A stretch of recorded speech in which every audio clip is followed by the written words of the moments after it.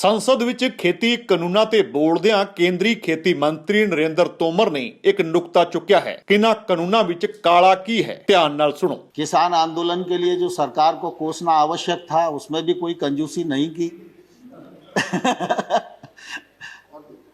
और कानूनों को काले कानून भी जोर देकर कहा। लेकिन मैं आजाद साहब और आनंद भाई आपको बताना चाहता हूं कि मैं किसान यूनियन से भी 2 महीने तक यही पूछता रहा कि कानून में काला क्या है, एक मुझे बताओ तो मैं उसको ठीक करने की कोशिश करूं। ਤਾਂ ਖੇਤੀ ਮੰਤਰੀ ਤੋਮਰ ਦਾ ਸਵਾਲ ਹੈ, what is black in it? ਮਤਲਬ ਇਹਨਾਂ ਕਾਨੂੰਨਾਂ 'ਚ ਨੁਕਸ ਕੀ ਹੈ ਕਿ 11 ਦੌਰ ਦੀ ਗੱਲਬਾਤ ਵਿੱਚ ਕਿਸਾਨ ਜਥੇਬੰਦੀਆਂ ਇਹ ਨਹੀਂ ਦੱਸ ਸਕੀਆਂ ਕਿ ਇਹਨਾਂ ਕਾਨੂੰਨਾਂ 'ਚ ਕੀ ਨੁਕਸ ਹਨ ਜਾਂ ਖੇਤੀ ਮੰਤਰੀ ਝੂਠ ਬੋਲ ਰਹੇ ਹਨ। ਜ਼ਾਹਿਰ ਤੌਰ ਤੇ ਕਿਸਾਨ ਜਥੇਬੰਦੀਆਂ ਨੇ ਬਿੰਦੂਵਾਰ ਚਰਚਾ ਵਿੱਚ ਸਾਬਤ ਕਰ ਦਿੱਤਾ ਹੈ ਕਿ ਕਾਨੂੰਨ ਧੁਰ ਕਿਸਾਨ ਵਿਰੋਧੀ ਹਨ, ਪਰ ਜੇ ਕਾਨੂੰਨ ਰੱਦ ਕਰਵਾਉਣੇ ਹਨ ਤਾਂ ਸਾਨੂੰ ਤਰਕ ਵੀ ਦੇਣੇ ਪੈਣਗੇ, ਸਰਕਾਰੀ ਨੈਰੇਟਿਵ ਨੂੰ ਤੋੜਨ ਲਈ ਦਲੀਲਾਂ ਵੀ ਦੇਣੀਆਂ ਪੈਣਗੀਆਂ। ਨਰਿੰਦਰ ਤੋਮਰ ਨੇ ਰਾਜ ਸਭਾ ਵਿੱਚ ਬੋਲਦਿਆਂ ਵਾਰ-ਵਾਰ ਇਹ ਚੈਲੰਜ ਕੀਤਾ ਕਿ ਸਾਨੂੰ ਦੱਸੋ ਕਿ ਇਹਦੇ ਵਿੱਚ ਕਿਹੜੇ ਕਾਨੂੰਨ ਕਾਲੇ ਹਨ, ਕਿਹੜਾ ਕਲੌਜ਼ ਸਹੀ ਨਹੀਂ, ਮੈਂ ਬਦਲ ਦਿੰਦਾ ਹਾਂ, ਪਰ ਤਰਕ ਤੇ ਗੱਲ ਕਰੋ।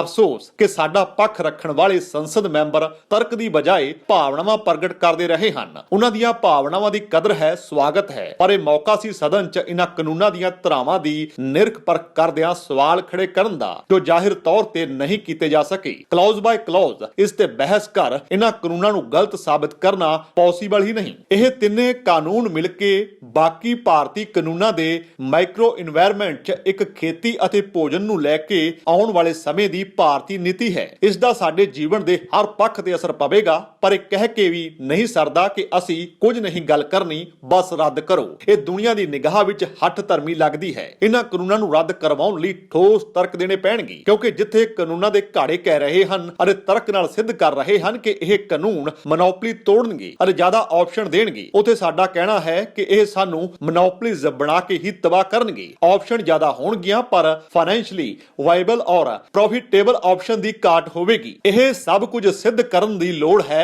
ਅਤੇ ਇਹ ਕਰਨ ਲਈ ਸਾਨੂੰ ਲਿਬਰਲ ਪੂੰਜੀਵਾਦ ਤੋਂ ਪਏ ਚੰਗੇ ਮਾੜੇ ਸਾਰੇ ਪ੍ਰਭਾਵ ਸਮਝਣੇ ਪੈਣਗੇ ਅਤੇ ਇਹ ਸਿੱਧ ਕਰਨਾ ਪੈਣਾ ਹੈ ਕਿ ਕਿਉਂ ਭਾਰਤ ਨੂੰ ਬਾਕੀ ਸਭ ਸੈਕਟਰ ਵਿੱਚ ਉਦਾਰਵਾਦੀ ਪੂੰਜੀਵਾਦ ਲਾਗੂ ਕਰਦੇ ਹੋਏ ਵੀ ਖੇਤੀਬਾੜੀ ਨੂੰ ਸਟੇਟ ਵੱਲੋਂ ਰੈਗੂਲੇਟ ਇਕਨੋਮੀ 'ਚ ਰੱਖਣ ਦੀ ਲੋੜ ਹੈ। ਖੇਤੀ ਮੰਤਰੀ ਕਿਸਾਨ ਜਥੇਬੰਦੀਆਂ ਵੱਲੋਂ ਮੀਟਿੰਗਾਂ ਵਿੱਚ ਦਿੱਤੇ ਤਰਕ ਨੂੰ ਨਕਾਰ ਆਪਣਾ ਗਿਆਨ ਵੰਡਦੇ ਨਜ਼ਰ ਆਏ, ਪਰ ਕਿਸਾਨ ਕਾਨੂੰਨਾਂ ਦੇ ਹੱਕ ਵਿੱਚ ਆਪਣੇ ਹੱਥ ਠੋਕੀਆਂ ਜਥੇਬੰਦੀਆਂ ਖੜੀਆਂ ਕਰਨ ਤੋਂ ਬਾਅਦ ਇਹ ਸੰਵਾਦ ਉਸਾਰਿਆ ਗਿਆ ਕਿ ਇਹਨਾਂ ਕਾਨੂੰਨਾਂ ਦੇ ਹੱਕ ਵਿੱਚ ਵੀ ਕਿਸਾਨ ਹਨ। ਤਾਂ ਹੁਣ ਸਰਕਾਰ ਇਹ ਮਾਹੌਲ ਉਸਾਰ ਰਹੀ ਹੈ ਕਿ ਕਾਨੂੰਨਾਂ 'ਚ ਕੁਝ ਵੀ ਗਲਤ ਨਹੀਂ। ਸਦਨ ਵਿੱਚ ਬਹਿਸ ਦੌਰਾਨ ਵਿਰੋਧੀ ਧਿਰਾਂ ਨੇ ਸਵਾਲ ਵੀ ਚੁੱਕੇ, ਕਿਸਾਨ ਅੰਦੋਲਨ ਦੀ ਹਮਾਇਤ ਵੀ ਕੀਤੀ, ਸਰਕਾਰੀ ਨੀਤੀਆਂ ਨੂੰ ਭੰਡਿਆ ਵੀ, ਪਰ ਉਹ ਇਹਨਾਂ ਕਾਨੂੰਨਾਂ ਦੇ ਬੁਨਿਆਦੀ ਨੁਕਤੇ ਚੁੱਕਣ ਤੋਂ ਟਾਲਾ ਵੱਟ ਗਏ। ਕਾਨੂੰਨ ਦੀਆਂ ਧਾਰਾਵਾਂ ਦਾ ਜ਼ਿਕਰ ਕਰ ਜਿਸ ਪ੍ਰਮੁਖਤਾ ਨਾਲ ਕਾਨੂੰਨ ਗਲਤ ਸਾਬਤ ਕਰਨੇ ਚਾਹੀਦੇ ਸਨ, ਉਸ ਦੀ ਘਾਟ ਰੜਕੀ, ਜਿਸ ਦਾ ਲਾਹਾ ਲੈਂਦਿਆਂ ਖੇਤਰੀ ਮੰਤਰੀ ਇੱਥੋਂ ਤੱਕ ਕਹਿਣ ਤੱਕ ਚਲਾ ਗਿਆ ਕਿ ਮੈਨੂੰ ਇਹ ਤਾਂ ਦੱਸੋ ਕਿ ਕਾਨੂੰਨ 'ਚ ਗਲਤ ਕੀ ਹੈ। ਸੋਧਾਂ ਜ਼ਰੂਰ ਕੀਤੀਆਂ ਹਨ, ਪਰ ਉਹ ਸਿਰਫ ਕਿਸਾਨਾਂ ਦਾ ਮਾਣ ਤਾਣ ਰੱਖਣ ਲਈ ਕੀਤੀਆਂ ਹਨ। 3 कृषि सुधार कानूनों की बात इस समय ज्वलंत मुद्दा है, लेकिन मैं धन्यवाद देना चाहूंगा प्रतिपक्ष के सभी मेंबर्स को भी। उन सब ने किसान आंदोलन पर भी चिंता की। किसान आंदोलन के लिए जो सरकार को कोसना आवश्यक था उसमें भी कोई कंजूसी नहीं की और कानूनों को काले कानून भी जोर देकर कहा। लेकिन मैं आजाद साहब और आनंद भाई आपको बताना चाहता हूं कि मैं किसान यूनियन से भी 2 महीने तक यही पूछता रहा कि कानून में काला क्या है, एक मुझे बताओ तो मैं उसको ठीक करने की कोशिश करूं। लेकिन मुझे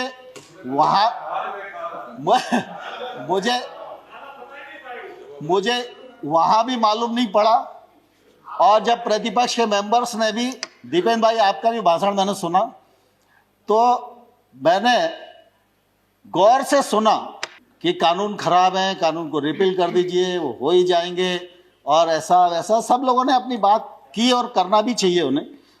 लेकिन कानून के प्रावधान को ये किसान के प्रतिकूल है, यह कम से कम किसी ने बताने की कोशिश नहीं की। ਤੁਹਾਨੂੰ ਪਤਾ ਹੋਏਗਾ ਸਾਡੇ ਖੇਤੀਬਾੜੀ ਮੰਤਰੀ ਨਰਿੰਦਰ ਤੋਮਰ ਜੀ ਨੇ ਰਾਜ ਸਭਾ ਦੇ ਵਿੱਚ ਸੈਸ਼ਨ ਦੇ ਦੌਰਾਨ ਕਾਨੂੰਨਾਂ ਦੇ ਬਾਰੇ ਦੇ ਵਿੱਚ ਗੱਲਬਾਤ ਕਰਦਿਆਂ ਇੱਕ ਗੱਲ ਕਹੀ ਹੈ ਕਿ ਕਿਸਾਨ ਦੱਸਣ ਕਿ ਕਾਨੂੰਨ ਦੇ ਵਿੱਚ ਕਾਲਾ ਕੀ ਹੈ, ਕਿ ਕਿਸਾਨਾਂ ਕੋਲੇ ਵਿਜ਼ਨ ਕੋਈ ਨਹੀਂ, ਦੱਸ ਨਹੀਂ ਸਕੇਗੇ ਕਿ ਕਾਨੂੰਨ ਗਲਤ ਕਿਵੇਂ ਨੇ। ਔਰ ਜਿਹੜੀ ਇਹ ਦੋਨਾਂ ਗੱਲਾਂ ਦਾ ਮੈਂ ਜਵਾਬ ਦੇਣਾ ਚਾਹੁੰਦਾ, ਮੀਟਿੰਗਾਂ ਦੇ ਵਿੱਚ ਬਹਿਸ ਕੀਤੀ ਹੈ ਤੇ ਸਭ ਤੋਂ ਪਹਿਲਾਂ ਇਹ ਗੱਲ ਉੱਠਦੀ ਰਹੀ ਹੈ ਕਿ ਇਹ ਕਾਨੂੰਨ ਸਭ ਤੋਂ ਪਹਿਲਾਂ ਤਾਂ ਇਹ ਹੈ ਕਿ ਗੈਰ ਸੰਵਿਧਾਨਕ ਨੇ।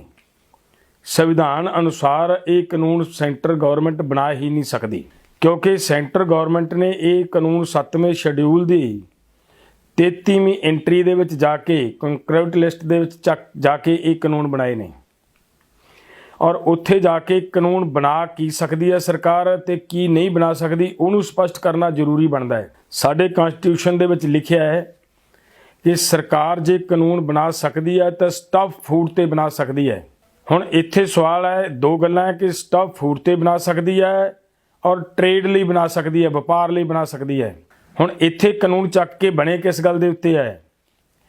ਕਾਨੂੰਨ ਬਣੇ ਨੇ ਫੂਡ ਗ੍ਰੇਨ ਤੇ ਮਾਰਕੀਟਿੰਗ ਤੇ, ਜਿਹੜੇ ਕਿ ਇਹ ਬਣਾ ਨਹੀਂ ਸਕਦੀ। ਇਹ ਸਟਫ ਫੂਡ ਤੇ ਟ੍ਰੇਡ ਤੇ ਬਣਾ ਸਕਦੀ ਹੈ। ਕਿਸਾਨ ਸਟਫ ਫੂਡ ਨਹੀਂ ਪੈਦਾ ਕਰਦਾ, ਕਿਸਾਨ ਕੇਵਲ ਫੂਡ ਗ੍ਰੇਨ ਪੈਦਾ ਕਰਦਾ ਹੈ। ਔਰ ਨਾਲ ਇਹ ਟ੍ਰੇਡ ਨਹੀਂ ਕਰਦਾ, ਕਿਸਾਨ ਕੇਵਲ ਮਾਰਕੀਟਿੰਗ ਕਰਦਾ ਹੈ।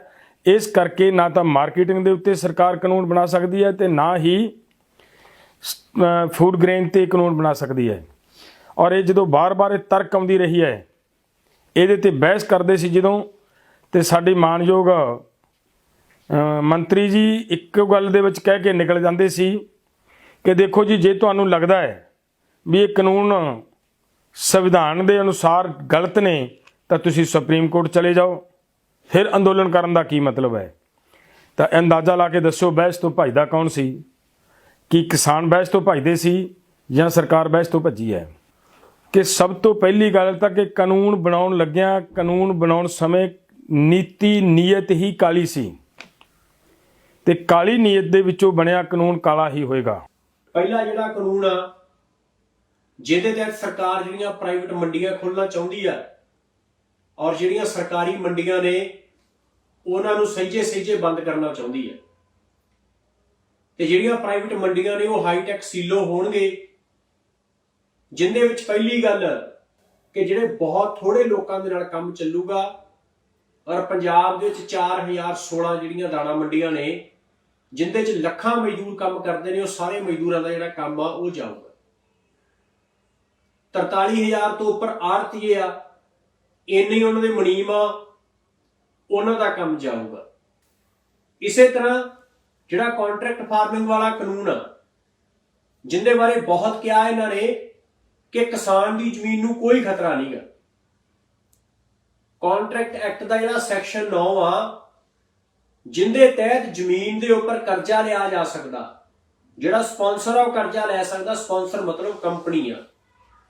ਔਰ ਜਦੋਂ ਕਿਸਾਨ ਦੀ ਜ਼ਮੀਨ ਵਿਕਦੀ ਆ ਤਾਂ ਕਰਜ਼ਾਈ ਹੋ ਕੇ ਵਿਕਦੀ ਆ।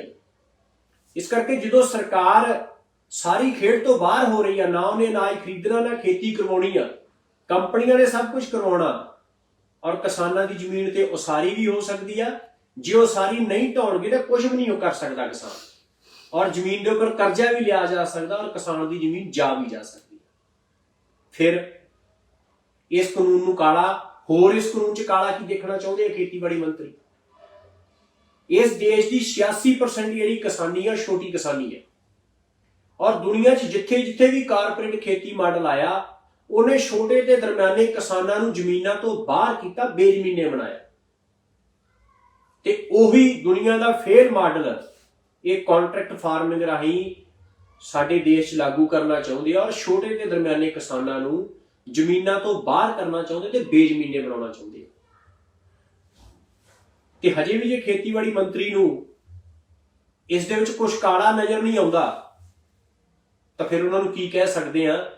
ਇਹੀ ਕਹਿ ਸਕਦੇ ਆ ਕਿ ਸਰਕਾਰ ਜਿਹੜੀ ਆ ਝੂਠ ਬੋਲਣ ਦੀਆਂ ਸਾਰੀਆਂ ਹੱਦਾਂ ਜਿਹੜੀਆਂ ਨੇ ਉਹ ਪਾਰ ਕਰ ਚੁੱਕੀ ਹੈ। ਸੋ ਤਿੰਨੇ ਖੇਤੀ ਕਾਨੂੰਨਾਂ ਦੀ ਜ਼ੋਰਦਾਰ ਵਕਾਲਤ ਕਰਦਿਆਂ ਕੇਂਦਰੀ ਖੇਤੀ ਮੰਤਰੀ ਨਰਿੰਦਰ ਸਿੰਘ ਤੋਮਰ ਨੇ ਕਿਹਾ ਕਿ ਸਰਕਾਰ ਵੱਲੋਂ ਕਿਸਾਨਾਂ ਦੀਆਂ ਭਾਵਨਾਵਾਂ ਨੂੰ ਵੇਖਦਿਆਂ ਇਹਨਾਂ 'ਚ ਸੋਧ ਦੀ ਪੇਸ਼ਕਸ਼ ਦਾ ਮਤਲਬ ਇਹ ਨਹੀਂ ਕਿ ਕਾਨੂੰਨਾਂ 'ਚ ਕੋਈ ਖਾਮੀ ਹੈ। ਉਹਨਾਂ ਕਿਹਾ ਕਿ ਅੰਦੋਲਨ ਕਰ ਰਹੀਆਂ ਕਿਸਾਨ ਜਥੇਬੰਦੀਆਂ ਜਾਂ ਉਹਨਾਂ ਦੇ ਹਮਦਰਦੀ ਅੱਜ ਤੱਕ ਇਹਨਾਂ ਕਾਨੂੰਨਾਂ ਵਿੱਚ ਇੱਕ ਵੀ ਖਾਮੀ ਨੂੰ ਲੱਭਣ 'ਚ ਨਾਕਾਮ ਰਹੇ ਹਨ। ਰਾਜ ਸਭਾ ਵਿੱਚ ਰਾਸ਼ਟਰਪਤੀ ਦੇ ਭਾਸ਼ਣ ਦੇ ਧੰਨਵਾਦ ਮਤੇ ਦੌਰਾਨ ਹੋਈ ਬਹਿਸ ਦੌਰਾਨ ਉਹਨਾਂ ਕਿਹਾ ਕਿ ਖੇਤੀ ਕਾਨੂੰਨਾਂ ਦਾ ਵਿਰੋਧ ਸਿਰਫ ਇੱਕ ਸੂਬੇ ਤੱਕ ਸੀਮਿਤ ਹੈ ਅਤੇ ਕਿਸਾਨਾਂ ਨੂੰ ਕਾਨੂੰਨ ਖਿਲਾਫ ਭੜਕਾਇਆ ਜਾ ਰਿਹਾ ਹੈ। ਉਹਨਾਂ ਦਾ ਸਿੱਧਾ ਇਸ਼ਾਰਾ ਪੰਜਾਬ ਵੱਲ ਸੀ। ਕਾਂਗਰਸ ਪਾਰਟੀ ਵੱਲੋਂ ਹੁਣੇ ਜਿਹੇ ਜਾਰੀ ਕੀਤੇ ਗਏ ਕਿਤਾਬਚੇ ਦਾ ਹਵਾਲਾ ਦਿੰਦਿਆਂ ਕੇਂਦਰੀ ਖੇਤੀ ਮੰਤਰੀ ਨੇ ਉਹਨਾਂ ਦੀ ਨੁਕਤਾਚੀਨੀ ਕਰਦਿਆਂ ਕਿਹਾ ਕਿ ਦੁਨੀਆ ਜਾਣਦੀ ਹੈ ਪਾਣੀ ਨਾਲ ਖੇਤੀ ਹੁੰਦੀ ਹੈ, ਖੂਨ ਨਾਲ ਖੇਤੀ ਸਿਰਫ ਕਾਂਗਰਸ ਹੀ ਕਰ ਸਕਦੀ ਹੈ, ਭਾਜਪਾ ਖੂਨ ਨਾਲ ਖੇਤੀ ਨਹੀਂ ਕਰ ਸਕਦੀ ਹੈ। ਤਾਂ ਉਹਨਾਂ ਨੇ ਸਿੱਧੇ ਸਵਾਲ ਕਾਂਗਰਸ ਉੱਪਰ ਵੀ ਚੁੱਕੇ ਹਨ। ਹਾਲਾਂਕਿ ਕਿਸਾਨ ਆਗੂਆਂ ਨੇ ਖੇਤੀ ਮੰਤਰੀ ਨਰਿੰਦਰ ਸਿੰਘ ਤੋਮਰ ਵੱਲੋਂ ਸੰਸਦ 'ਚ ਦਿੱਤੇ ਬਿਆਨ ਨੂੰ ਝੂਠ ਦਾ ਪਲੰਦਾ ਕਰਾਰ ਦਿੱਤਾ ਹੈ। ਕਿਰਤੀ ਕਿਸਾਨ ਯੂਨੀਅਨ ਦੇ ਆਗੂ ਰਜਿੰਦਰ ਸਿੰਘ ਦੀਪ ਸਿੰਘ ਵਾਲਾ ਨੇ ਕਿਹਾ ਕਿ ਕੇਂਦਰ ਸਰਕਾਰ ਕਾਰਪੋਰੇਟ ਘਰਾਣਿਆਂ ਨੂੰ ਖੇਤੀ ਤੇ ਖੁਰਾਕ ਖੇਤਰ ਵਿੱਚ ਵਾੜਨਾ ਚਾਹੁੰਦੀ ਹੈ। ਉਹਨਾਂ ਕਿਹਾ ਕਿ ਹੁਣ ਸਿਰਫ ਪੰਜਾਬ ਹੀ ਨਹੀਂ ਸਗੋਂ ਕੇਰਲਾ ਵਿਧਾਨ ਸਭਾ 'ਚ ਵੀ ਖੇਤੀ ਕਾਨੂੰਨਾਂ ਖਿਲਾਫ ਮਤੇ ਦੇ ਹੱਕ 'ਚ ਭਾਜਪਾ ਦੇ ਵਿਧਾਇਕ ਨੇ ਵੋਟ ਪਾਈ ਸੀ।